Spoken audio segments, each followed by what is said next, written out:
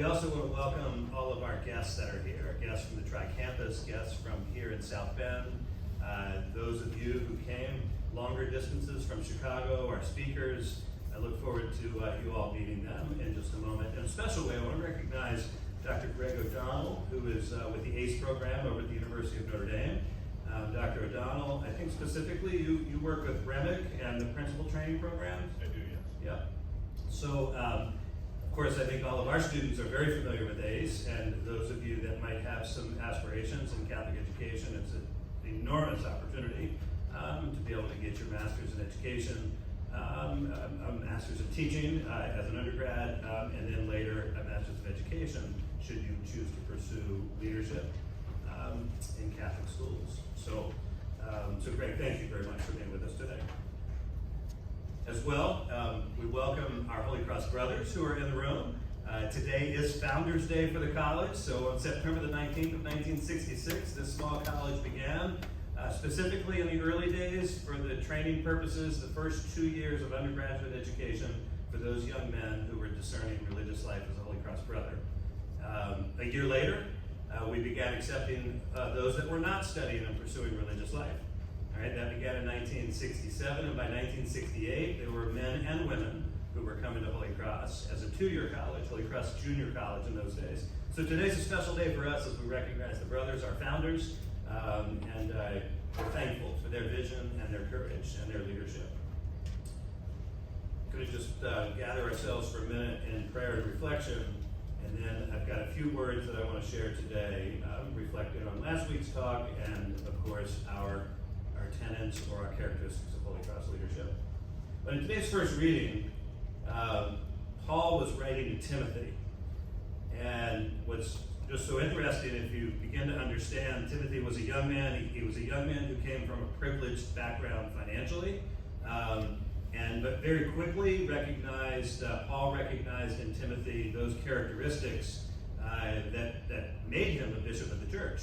And so this young man who became one of the early evangelists for the church, there are several letters, of course, in Scripture, Paul's letters to Timothy. But today's really challenged Timothy to not just be dialed in or locked in on the wealth that his family had accumulated. Because sometimes that wealth has some trappings that go along with it that might stray you away from a relationship with Christ. And this is part of what Paul was talking about. And then he concludes the scripture verse by saying this. And so if you would, just bow your heads with me. He says, "But Timothy, you, man of God, you can avoid all of this. Instead, pursue righteousness, devotion, faith, love, patience, and gentleness. Compete well for the faith. Lay hold of eternal life, to which you were called when you made the noble confession in the presence of many witnesses." And so, Lord, as we turn to you this day, as we begin this class of leading the Holy Cross way, Lord, we ask you to open the hearts and the minds of our students to help them grow as women and men in pursuit of righteousness, devotion, faith, love, patience, and gentleness. May they also compete well for the faith. May they also grow in their wisdom and in their virtue as they're aiming towards holiness. And Lord, we thank you in deep gratitude for the speakers that we have here with us today, to Tim and to Craig and their stories, Lord. We thank you for using them as instruments of life and as instruments of peace and of instruments of unity and of instruments of transformation for this world. We ask you to be with them and their families today. And Kelly, as they share that, as they share their wisdom with us. We make this prayer in Jesus' name. Amen. Ave Cruz. Here we go. So, quick refresher. If you recall, in my own research, we identified 7 characteristics of Holy Cross leadership. I'm going to run through them again really quick.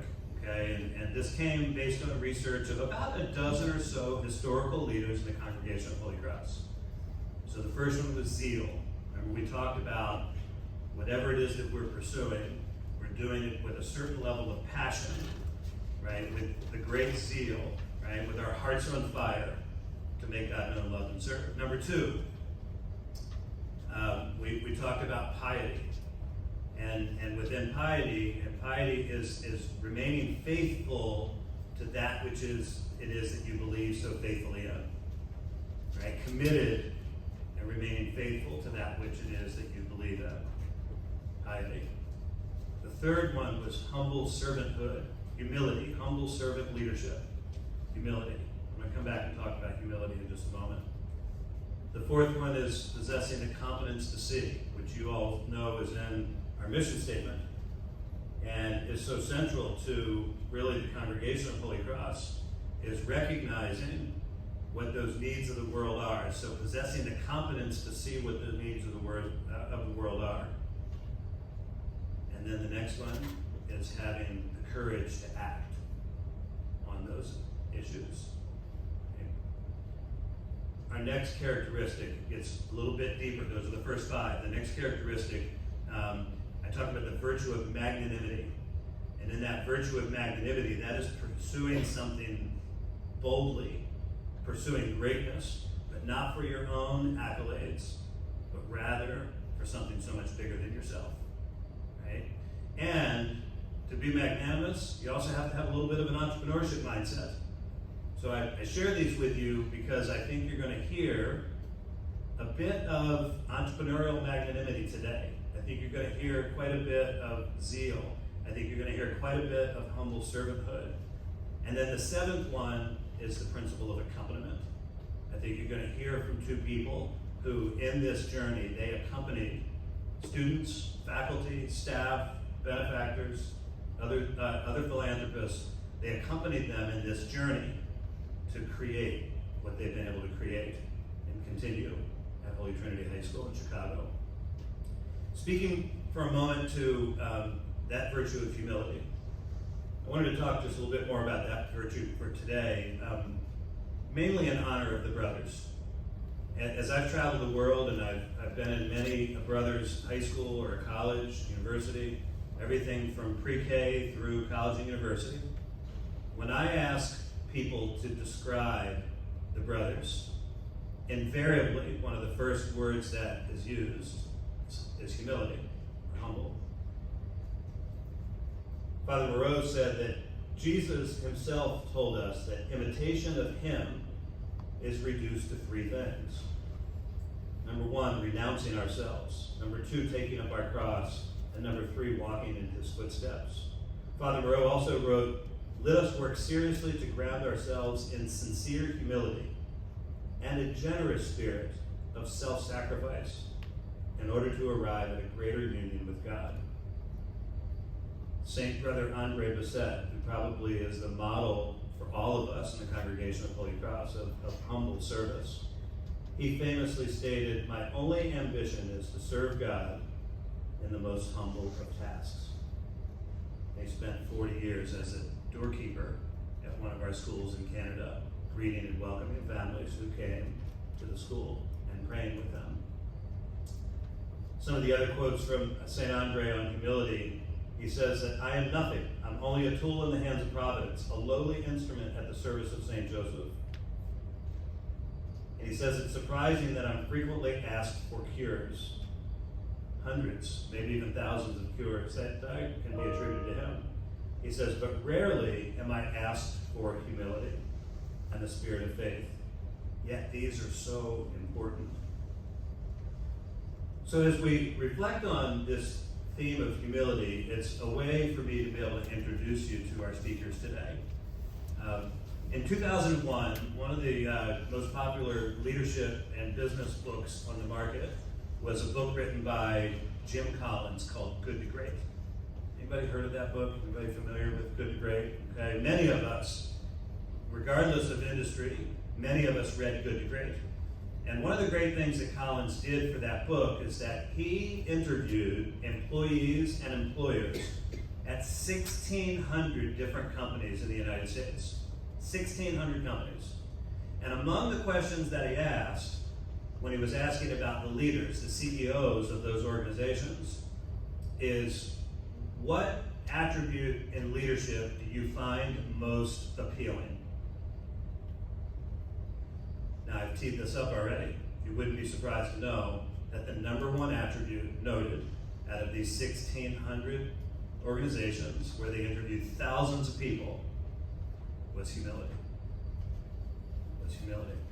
And so as we look at our 7 characteristics or our 7 virtues, and we focus for a moment just on that theme of humility, I had the good pleasure in 2012 of conducting that same research that Jim Collins did, but I did it with Catholic schools across the country.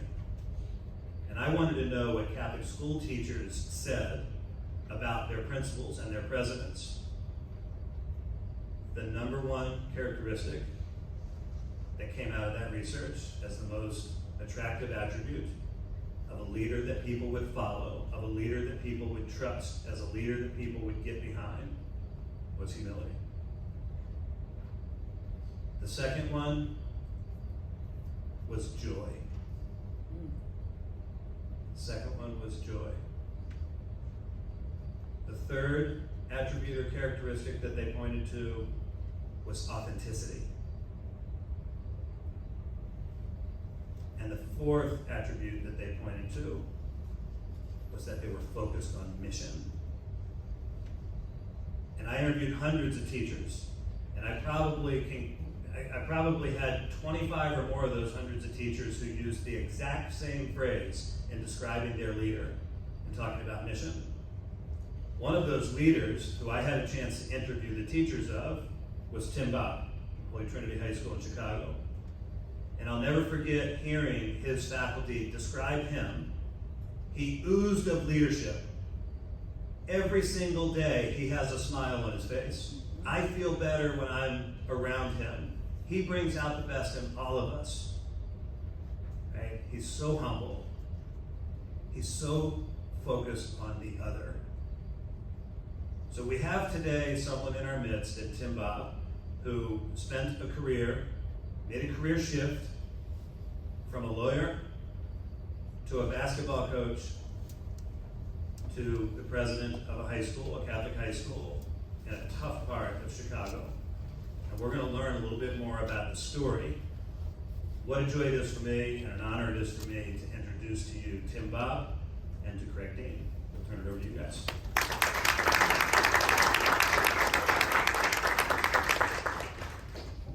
I think we can go home now.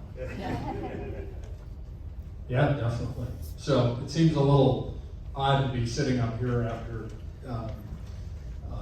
you hear President Clark talk so much about the humbleness. We're going to tell you what a great job we did at Holy Trinity, but we'll try and do it with a little bit of humbleness. So maybe we just start a little bit about our backgrounds and how we got connected with Holy Trinity.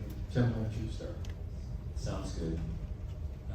Especially for two people who, before they ever heard of Holy Cross, they had no idea what it was or what it stood for. So I have a little bit of an unconventional story. Mark kind of led into it. So I'm going to go back to 1993 quickly. Most of you were not born then. But in 1993, my wife and I sat down one day and said, we are starting to lose the reality of why we're together and why we're living this life. We got caught up into things like money, success, our careers, and we decided, we made a pact that we would try to give back something of ourselves so that we would retain what's really important.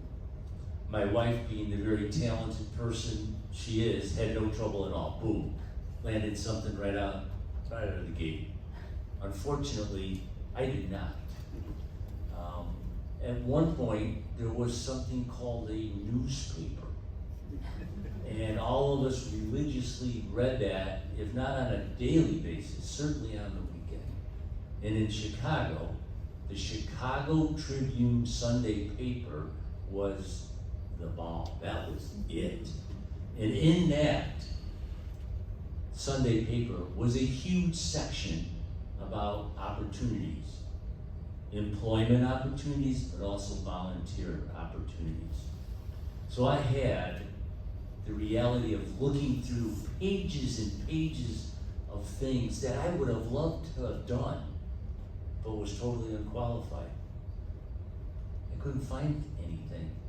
And then one day, a little bit of an ad in the paper said, Holy Trinity High School looking for coaches in soccer, volleyball, basketball. I was so unqualified, but I loved the game of basketball and thought, maybe they'll be hard up enough to take me on. And so I applied for the assistant varsity basketball job at Holy Trinity High School. And I got a call to go in for an interview with the athletic director. I had never been to Holy Trinity, but it's on Division Street.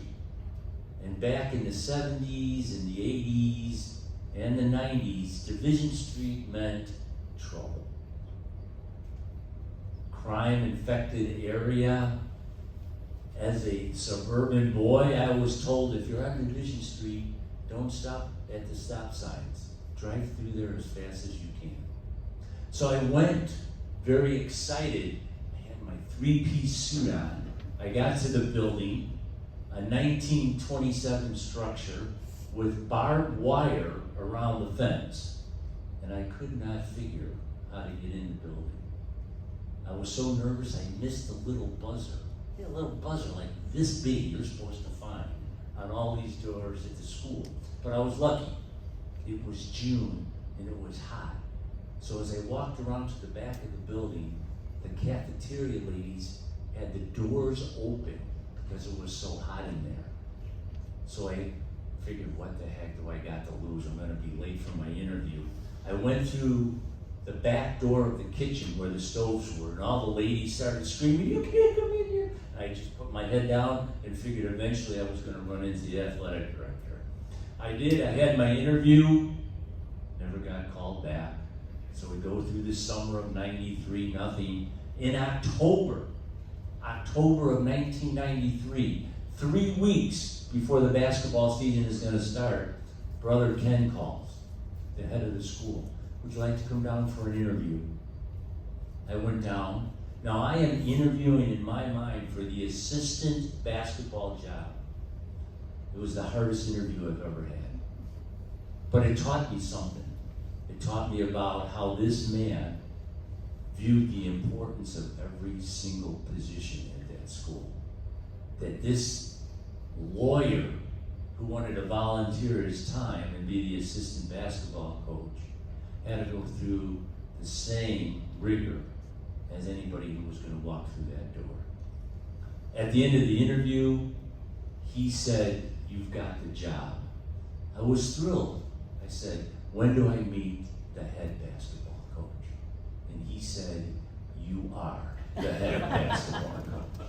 So my mind immediately went and be there with me, Brother Ken, the head of the school, Mr. Popowski, the athletic director, a conference table with a legal pad, right? You've seen those legal pads, right?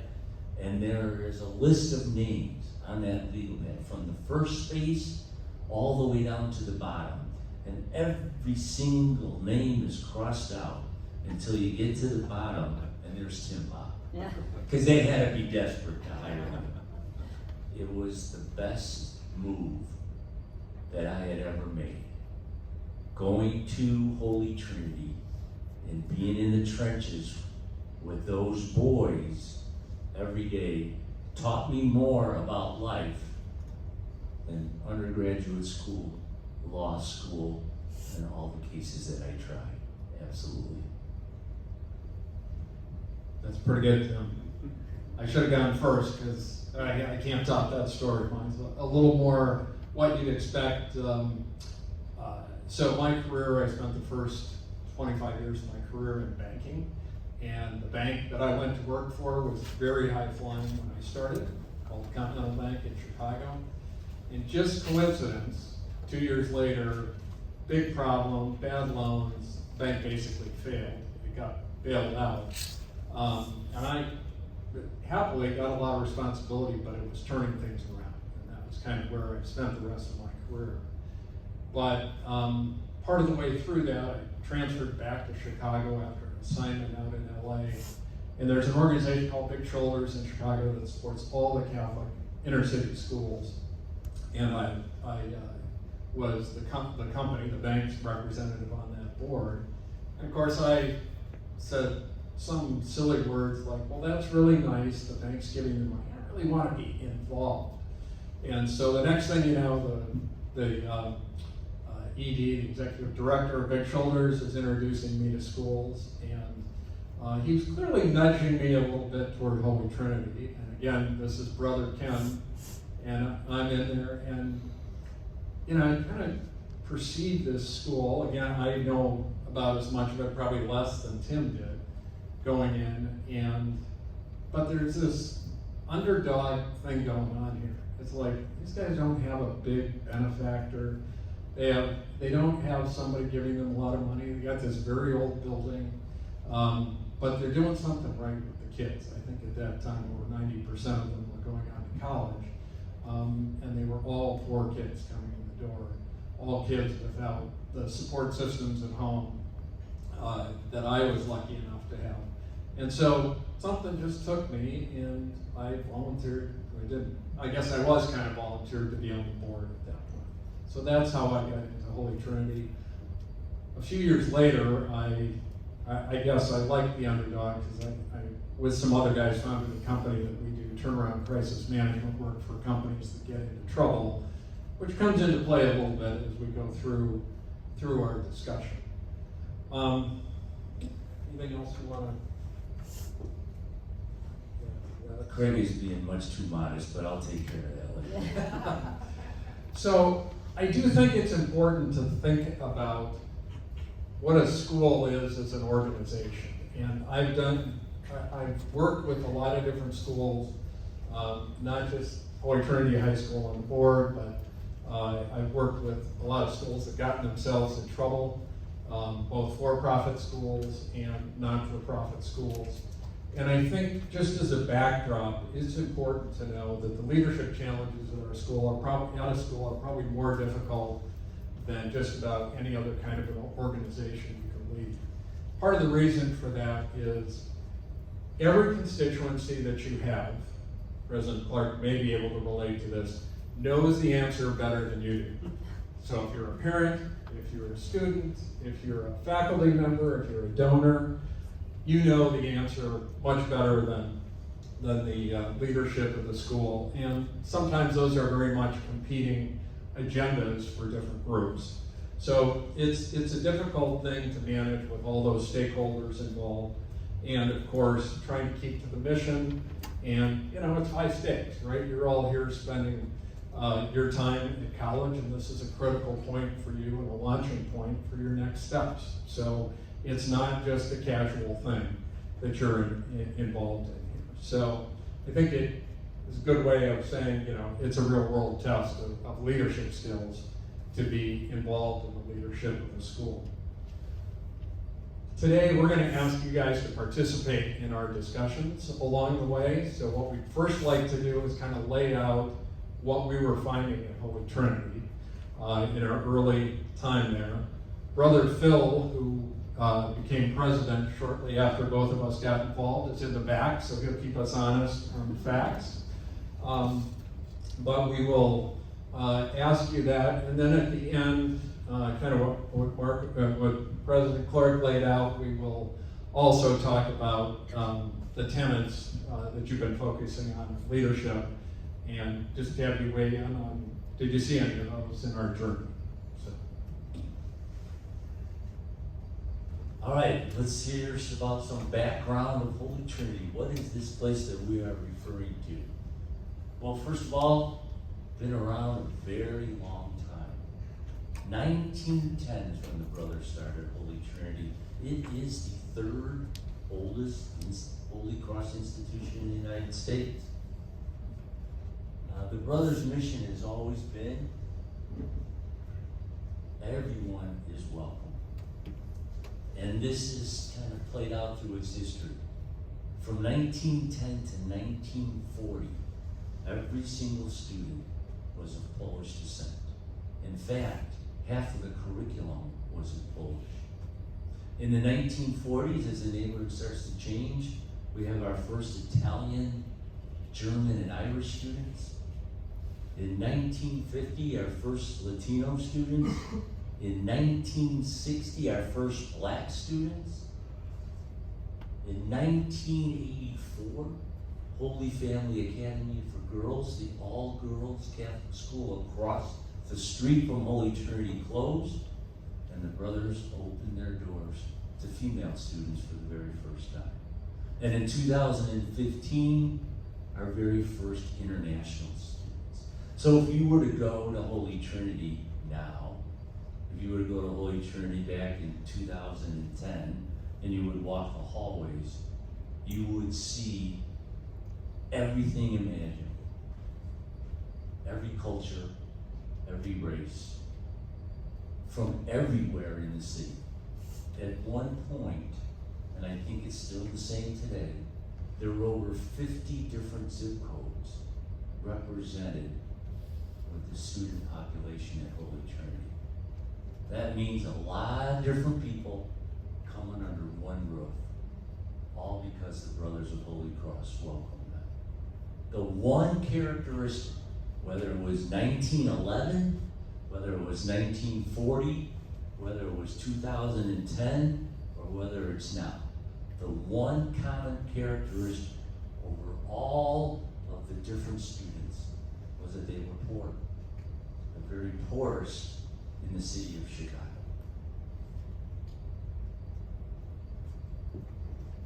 In the mid-90s, the landscape had changed a little bit. There was a lot going on in the city of Chicago. The surrounding neighborhoods had shifted, and a lot of the families that had been there decided we are going to the suburbs for a variety of reasons. There was a lot of competition, and all of a sudden, there was a thing called the charter school. What was the charter school? Well, they made no bones about it. Their mission was to look as much like the Catholic school as possible. They advertised discipline.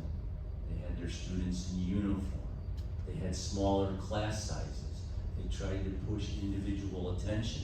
And many of them were successful. That was a lot of competition for Holy Trinity to try to handle at that time.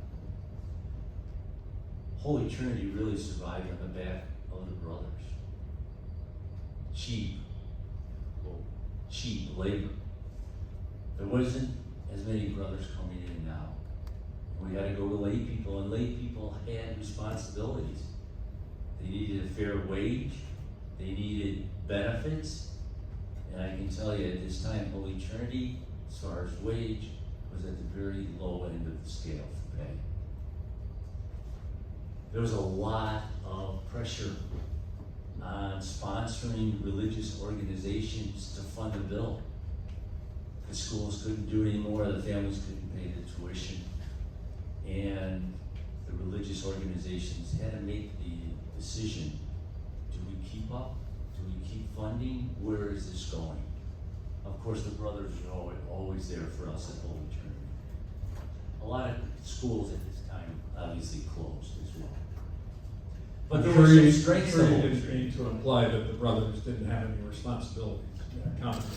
Oh, the brothers were incredibly supportive, and you can see that's one of the strengths up here. I think the first bullet point up there was the most important. It was really a mission-driven place. I think almost everybody who was involved in Holy Trinity knew what we were there for. And that was to provide these students an opportunity that they wouldn't normally have. Brothers, of course, support was tremendous, and even though we didn't really know it at the time, everything we did was rooted in Holy Cross. We just didn't know it. There was a brother, and they taught us what to do, but we didn't know that that was Holy Cross. We didn't know that that made us distinct at that time. The other thing that Holy Trinity provided was a critical community need. Most of our students would have a difficult time surviving at the local public school. Just was one of those things where you would see a student come in as a ninth grader, and you would look at them and think, oh my God, what are we gonna do with this student? And then by the time they graduated, they were full of confidence. They knew exactly what they could become. They had themselves, their own mission, and they were successful. Where would these students get that one-on-one attention, if not for a place like Holy Trinity? The school had no debt. The brothers were right on it here. When a lot of other schools got in trouble, they borrowed money that they couldn't pay back. And eventually that led to their demise. The brothers, no. If they didn't have it, they didn't spend it. That was just that simple. And there was something going on in that building. These students were exceeding what everybody else thought that they could do. Yeah, and I think one of the things we should emphasize is the brothers' support went beyond just teaching and doing, helping us understand the Holy Cross values. They were also, unlike a lot of other congregations that have a school, they were open to input. They were open to people coming in and helping them bring new ideas. And, as a new, freshly minted board member, felt like, hey, these guys actually want some input here. It's not, oh, we didn't invent that here, we did it this way all the time. And that was probably key to everything else we're talking about today, is that attitude of the brothers made a massive difference. Yeah, I think they taught us first how to be partners, and that really related well to our success. Exactly. Well, there were lunch challenges. If I took you back to Holy Trinity in 1995, and we would walk down Division Street, relatively busy street in the city of Chicago, where we would get 3 blocks from Holy Trinity, 3 blocks. And we would run into 5 people on the street. And we would say, tell me what you know about Holy Trinity. On the average, one would say, my brother went to Holy Trinity, it's the greatest school that ever, it changed his life. The second one would say, Holy Trinity, I thought it closed in 1980. And 3 other people would say, I never heard of it. In the shadows of this building, blocks away, there was no community reputation unless you had a personal experience. If you had a personal experience with Holy Trinity, you knew what happened in that building. But if you did not, you never heard of it. And the flip side of that is, people believed if they didn't hear of a school, it must not be very good. That's just the assumption. Well, I've heard of this school and I've heard of this school. If I haven't heard of you, you must not be doing a good job. So that was a real problem. Our board was well-meaning, but really did not understand the obligation or the ability to affect the school that a board had. That's a big problem. Fundraising was based upon something called bingo. Now, you younger people, what, bingo? You mean that little game where if you get, yes, believe it or not, back in 1995, bingo brought in $170,000 to Holy Trinity. It's our largest. Problem with that was, once gambling became legalized in the boats, and bingo went right down the tube. Well, I think, Tim, in addition to that, if you think about what part of the problem we're trying to solve today, is bingo was, there was a whole circuit of these ladies that would go to different churches and schools for bingo night, depending on which night of the week it was. We carefully scheduled our nights so they could show up and we wouldn't compete with somebody else. But there was no engagement with the school, right? They were there to play bingo. They were not there to, because it was Holy Trinity, it's just that's where it happened to be. So it wasn't a sustainable funding source if you think about what you need people to be thinking about in supporting an organization. Absolutely true. The building was a beautiful 1927 building, but because of who we were and the lack of funding, there had been no capital improvement since 1960. So you know that's just a huge problem just waiting to happen. And I think even amongst us, we didn't really appreciate how important Holy Cross was and what it was. So if you would ask 4 faculty members at Holy Trinity, tell me about Holy Trinity, you would get 4 different answers. There was no ability on our part to adequately transfer what we knew about that mission to others. This is a real problem, right?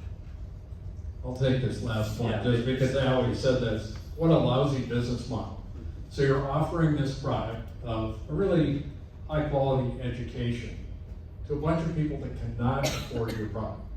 And like, how's that ever gonna work? How do you make ends meet in a circumstance like that? And obviously there's a lot of organizations that try and serve those kinds of needs. But we had a massive gap between what the population that was coming to the school among the poorest in the city and what could, how much of the educational costs they could really pay. So who's ever in business school, don't use this as your model for your entrepreneurial adventure. Yes, a tuition-based school for students and families that can't pay tuition. That was our model. So I'm a consultant, right? I go into troubled companies, and the first thing we do is a diagnostic. We figure out, what's going on here. Usually they're very cash constrained, and so we get everybody's attention very quickly because we're deciding where the dollars go and where the dollars don't go. And so everybody's paying attention to what we do. We have to work quickly, but we figure out what are our strengths and weaknesses, where are we. Sometimes it's very tactical about trying to get through the payroll the next week. Sometimes we can focus on higher issues or earn our way to working on more important issues.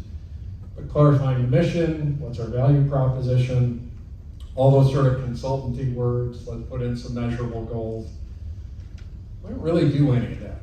And No. yeah, so I would just say before you jump in, I think we made our share of mistakes going through this process and finding our way. But I picture this also a little bit like, if there's any sailors in the room, when you're going there, that's the rum line where you want to go directly. But in a sailboat, you can't do that, right? You have to go here, then you have to go here and here to catch the wind to get to the rum line. Hopefully, we eventually found the rum line or the destination at the end. But I think that's a good way to visualize kind of how this unfolded. Yeah, if you could picture this, we're 30-something years old. Craig's very successful in this business. I've had the law career. We see what the brothers have been doing in this school against all odds. So what we didn't realize is that the door was closing quickly. It was quicker than we had even anticipated. We didn't have that much time. So I think if we had a lot of time, we realized that we could sit down and do the proper planning, but we were blinded by our passion for the students, our passion for what the brothers had laid out, and we needed to do something quickly. And so I think we were naive. I think that we were in some ways very lucky, but I think what carried us is our sincerity and our purpose for mission. And it never hurts when you're talking about education for young people. So we kind of went into it and like, what can we do first? Basically, we jumped in and we started. We started with what we believed in, and we started what we thought we could do quickly to establish a foundation to build upon. Now, if you kind of look back at all those things that were our challenges. So I'm sitting there, like, we got a building that's falling apart.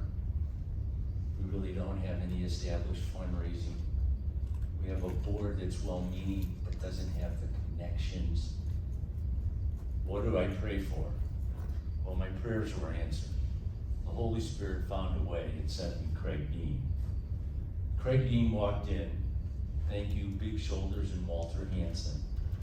And there was just something about him. It's not only his success, it's not only all those skills that you see up there, strategic, financial, but it went beyond that. It was really his sincerity of purpose, that I knew if we could get Craig, we would have a start. But I didn't know if we could get Craig, because I'm sure wherever he went, everybody wanted him. So my purpose, they didn't have this word invented back then, was a stalker. My sole purpose was to be in front of Craig, so all he saw was Holy Trinity. Now, one of the things that has been a downfall of mine is that if I think something is right, no matter what anybody else says, if I really truly believe it's in my right, I usually don't worry about bureaucracy. I don't worry about getting approval. I do it because I think it's right. And so a rather bold move is, after I had met Craig and he had met with us and I did some studying up on Craig, I went to his office without an appointment. I sat with his assistant and I said, whenever he has the time, I will be here. I don't care if it's all day. Craig came out and said, I got this meeting. I said, I've got some work here. Craig, whenever you're ready. And he eventually saw me and I sat down and I said, Craig, you're the guy. You're the guy that can take us from where we are to where we need to be. And I put a little pressure on him. I said, I've got some thoughts on how we can do this without ruffling a lot of feathers. But you love the school, I love the school. This school is so very important to the thousands of students that will come forward. Craig, you got to do this. And I will promise you I will help you in any way possible, but you are the guy that's going to take us to the next part of Holy Trinity. And what, did you do anything? Now what am I supposed to say? Like the quarterback, okay, no, it's my guys, it's my line, it's, it's all those guys. But it was, it was very much a team effort in working on these things. But really, the first thing we did tackle was the board. That was the one we had the most control over, and that we thought we could deal with the quickest. And we did it in a kind of the way you were describing it, in a fairly compassionate fashion. We didn't just fire everybody the next day, but we did go through and start thinking through, okay, we're going to put some standards in, we're going to put in some structure to the board, we're going to start building that foundation so that board members who wanted to be there could contribute in terms of their ability to come to a committee meeting and have an agenda and have something happen. We did the same thing with our board meetings and really beef up the content. So we knew we wanted their input. We also made sure that there was some defined expectations about what we expected of the board. Again, kind of a building block. But I think the key, if you look down below, eventually we were able to build a nice pipeline of talent. But it really, the student connection, wherever we could, we found a way to try and connect people with the students. As Tim said, these were great students, just needed a chance, right? And they were our best tool to bringing people in place.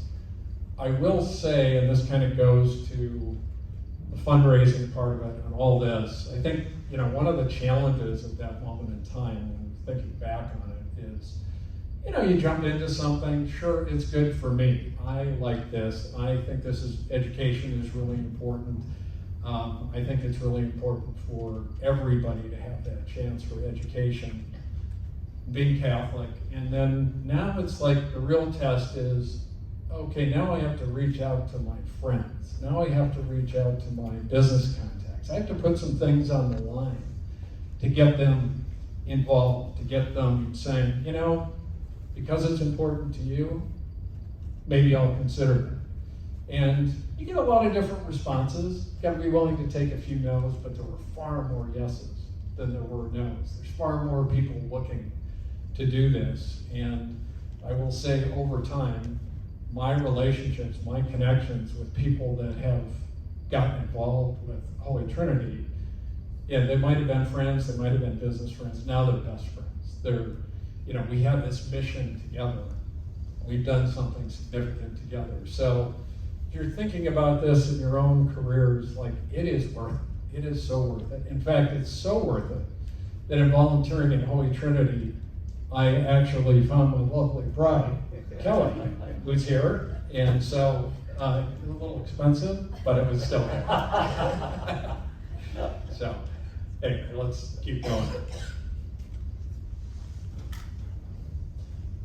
One of the things that you don't realize that if you're involved in an organization, if somebody isn't pressing you a little bit and showing you what really needs to be done, you're gonna take kind of the last and the easiest step. So the Holy Trinity donors had never really been pressed. They had never really been stretched. They had never said, if you really want to be on this board, you have to do these things. It made a world of difference when you know what your obligations are going in and how those obligations relate to the survival of the mission. You're called upon to stretch, to get involved, to get your friends involved. It's a lot different than coming to a meeting, hearing what's going on, and then writing a check. So, it was a big adjustment for people.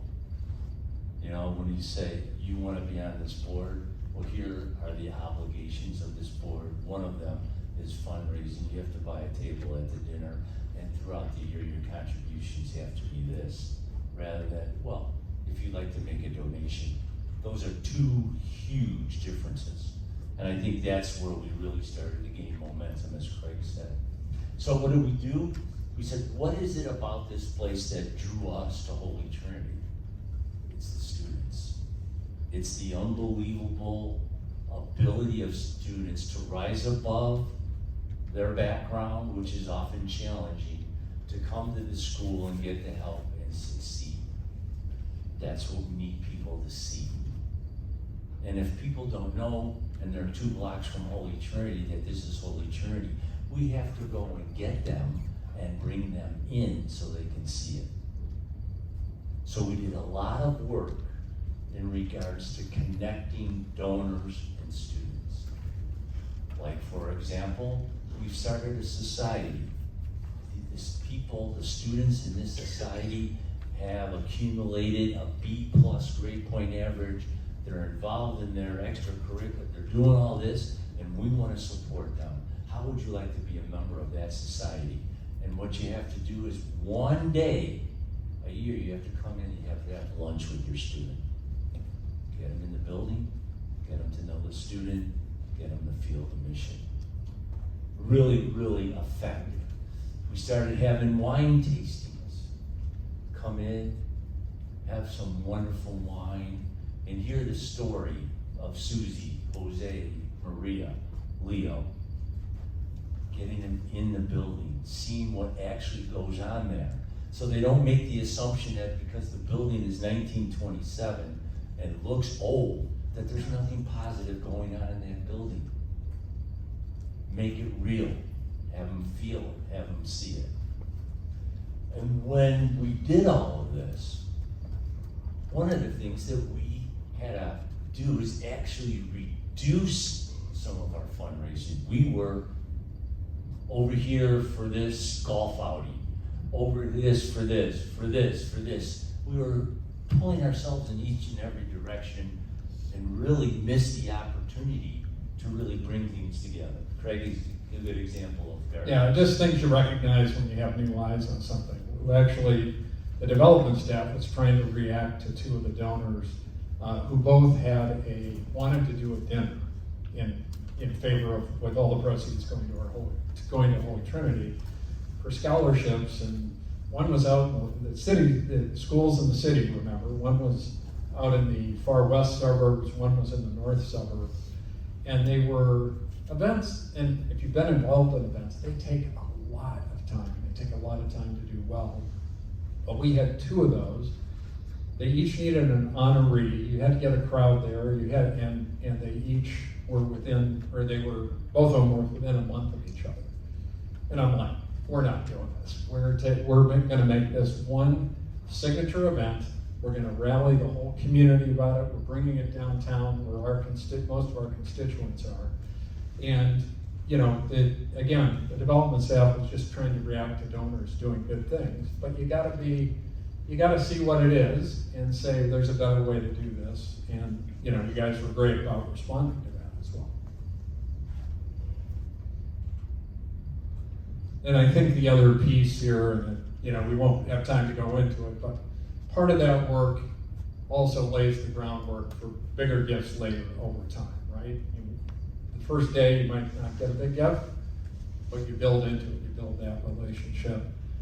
I'd also say technique is really important, and it just, if you think about, Tim had this wonderful way. I get a phone call from him, and it's like, Craig, could you help me think through this issue? And by the end of the phone call, I'd say, oh yeah, I'll fund that, and I'll get my buddies to do this, and I'd have a whole list of to-do things, just not even thinking, you know, I was ever gonna get that call that day. So that was really good, Tim. Craig was easy. Clearly.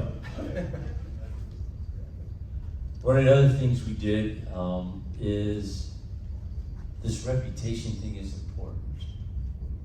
I think sometimes it's crazy too important, but the reality is reputation means a lot. You may never even get the first step with a donor. You say the name Holy Trinity High School, and they have some kind of negative impression, you're not getting in. You're not able to really change that opinion because you never get in the door. So what did we do? We knew that the things that were going on in the building were good. We knew we had to make them better, and we knew we had to get that reputation out in the community. And so one of the things we found is that even though our students were getting into college, they weren't necessarily going because they couldn't afford it. What we found is it wasn't the act of getting them into college, it was getting them into a college that would give them a scholarship. Otherwise, okay, 90% sounds great, right? 90% anything sounds great. If they're not end up going, what does it mean? Right? So we had to go back to our teachers and say, we have to tune it up. We have to tune it up. Some of our students would have a 3.8 or a 4.0 grade point average on a 4.0 scale and score a 22 on their ACT. It wasn't because they weren't capable. They didn't have any prep courses.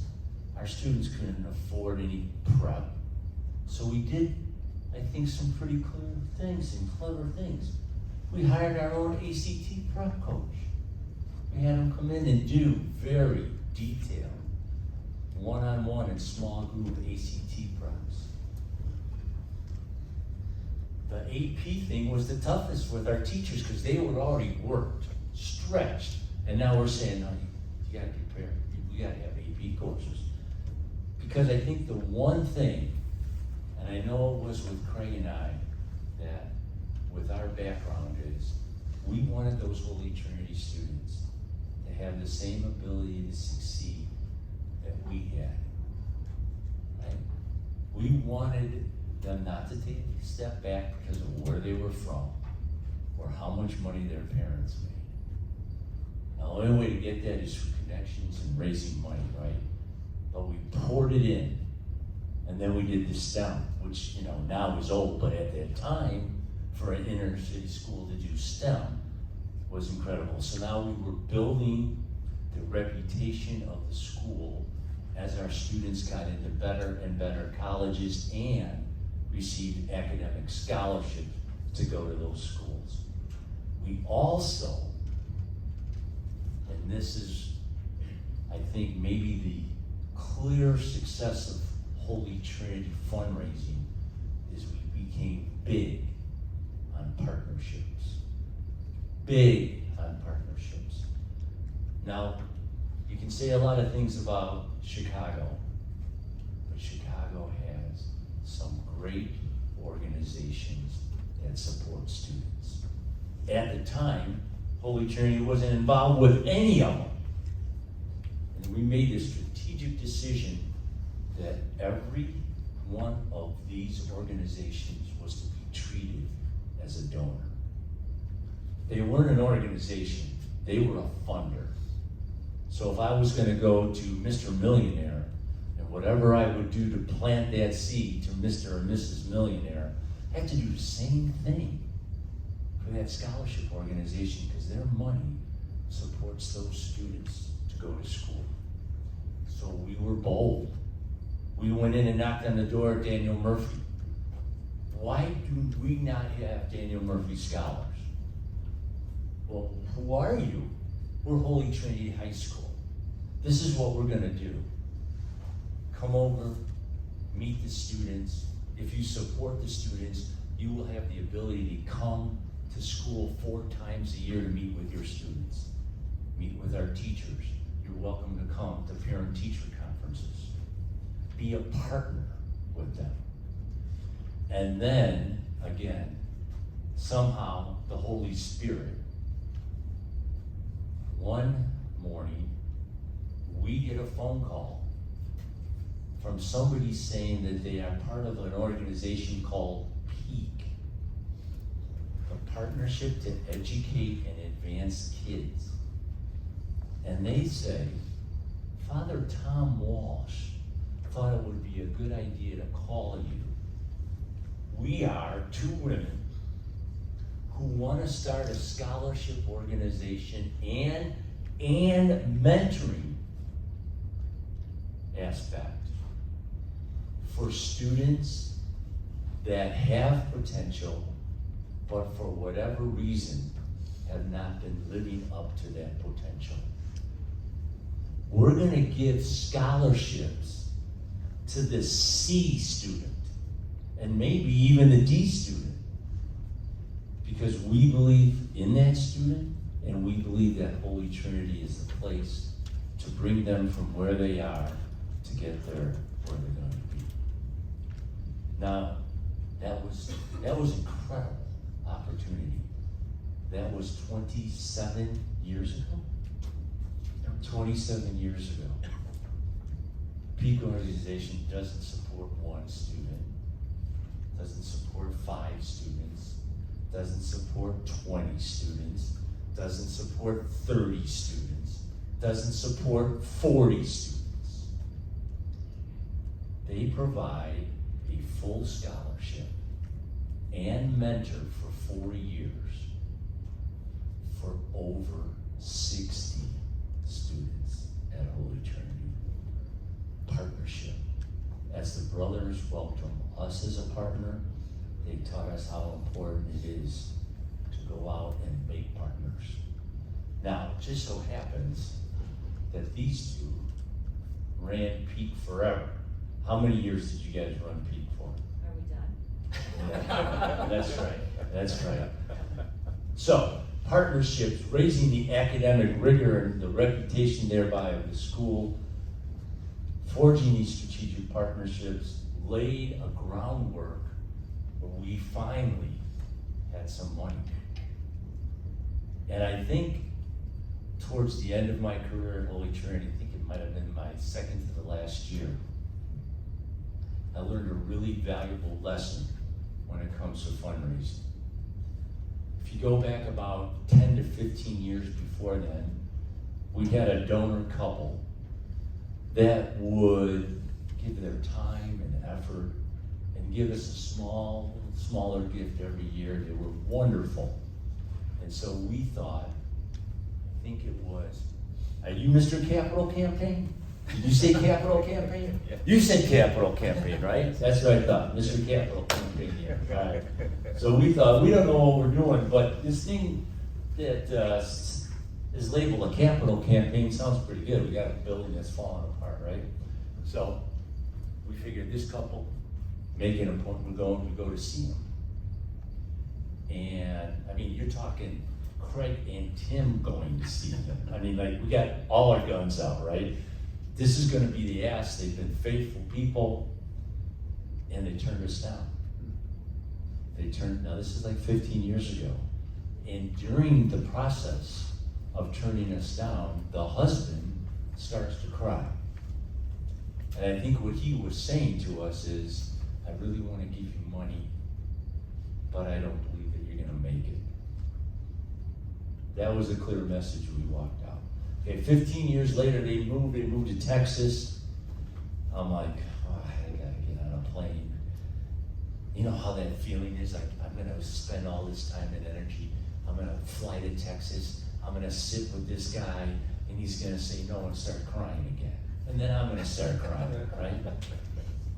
So, went out there, we're out to dinner with the couple, and I'm like, okay, I'm gonna go for it. But before I go for it, he says, you know, Tim, over the last 20 years, I've changed my mind about philanthropy.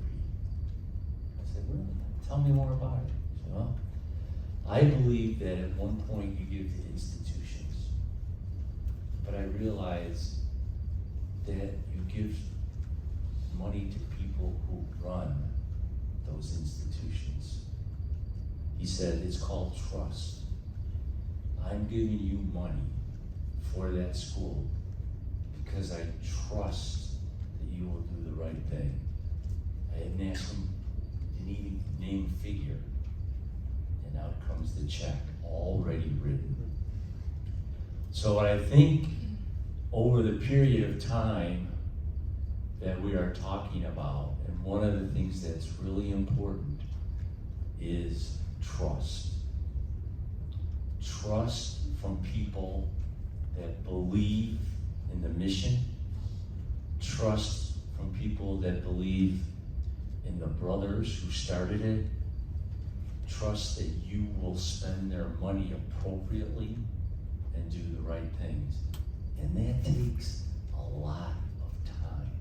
So when this gentleman is not around, he is not on his boat, right? He is building the relationship with people that develops trust. Because in the end, you're asking people to take out of their funds, out of their money, out of their savings, whatever it might be, and give it to an institution. And to do that, they have to trust you. So great lesson, a great lesson. Thanks, Tim. So we try this fast forward to where we are today and some of the things that have happened. We'd love to tell you each step every year, every month, but I think we should just go to what's happened. So we've got, over time, we've built a great board. We have a nice pipeline, very engaged, over 50 board members, and 25 of them are on the governing board, sort of actively working that. That signature event we talked about, those two events that we were raising, $10,000 or $20,000, now raises over $1 million every year. We have at least $12 million in building improvements done, and I've got a couple pictures of the beautiful new learning center that we built a couple of years ago, and $5 million in reserves. We have our financial footing, playing the long game here, and academics. 100% of our kids get accepted into college. Not necessarily where they should all go, but they do get accepted in. We do have them set up to have the right financial support when they go on to college. And we talked about, trying to improve the facility from that standpoint. So Tim Bopp is shaking hands with the kids. He did this every morning while he was president of Holy Trinity High School, and the student in the back, what is his name? Gabriel Barra. Yeah, he went here to Holy Cross. Yeah. So he's a graduate of here as well as Holy Trinity. But I will say, we talked about relationships, and I think one of the, when Tim finally decided to retire, the students kind of came and said, well, who's going to greet us in the morning? So it wasn't just the donors that made this connection, the board that made the connection, but he made the connection with the students too, and that was very powerful. So, and I will tell you, I was on our executive committee call this morning, and it looks very glamorous, big numbers that we were talking about. The ovens are out in the cafeteria, and it kind of smells in this part of the building. So we still have issues to deal with, but we're in a position to deal with